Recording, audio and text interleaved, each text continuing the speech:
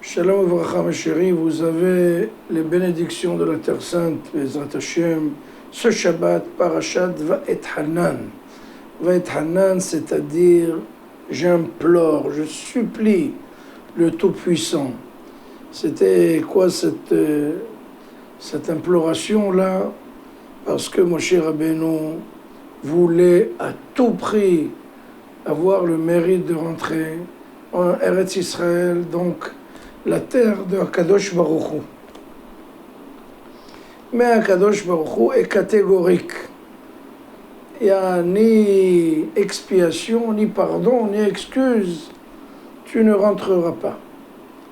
Et on se demande, mais bon Dieu, l'erreur est humaine, on n'est pas des anges. On est fous, on est tous des fauteurs, mais Moshe Rabbeinu a pris conscience, il a regretté, il a demandé pardon. J'aurais attendu qu'Akadosh Baruch Hu aurait vraiment expié sa faute, ça arrive. Non, Akadosh Baruch Hu ne veut rien savoir. Et pourquoi? Est-ce que Chas v'Shalom, il risque d'être dessiné comme un cruel, Chas v'Shalom, alors qu'il est le symbole, il est le symbole de la miséricorde et de la gentillesse et de la bonté, de la bienveillance. Comment se fait-il que Moshe, qui a tellement fait pour le peuple d'Israël, a essuyé un refus catégorique? Il y a deux réponses, il y a 100 000 réponses, mais deux réponses très importantes. La première, c'est qu'il n'y a jamais deux rois qui vont régner à la même période. Quand le roi meurt, vive le roi, vive le jeune roi. C'est comme ça que ça se passe.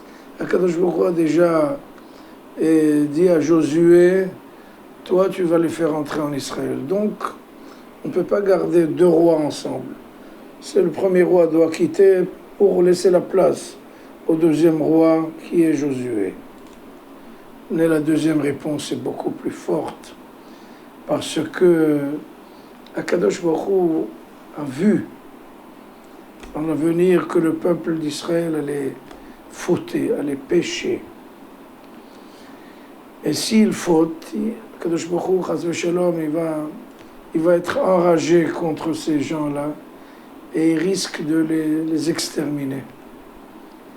Et alors, heureusement qu'on a eu le temple. Donc Akadosh Baruch Hu a versé sa colère contre le temple, contre les pierres, les briques, les murs et les poutres en bois. Mais si Chas v'Shalom, Moshe Rabbeinu était entré en Israël, Moshe Rabbeinu est le symbole de l'éternité.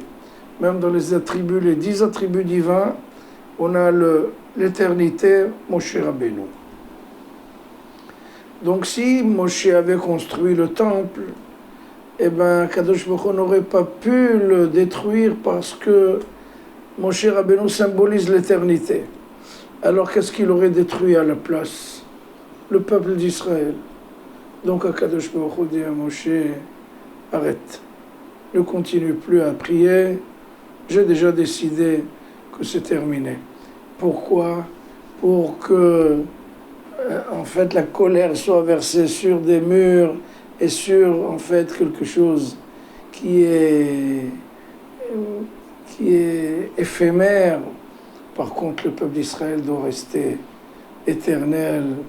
Donc, on refuse à Moshe Rabbeinu de rentrer en Israël pour, justement, sauvegarder ce grand peuple. Shabbat Shalom u'Mevorach.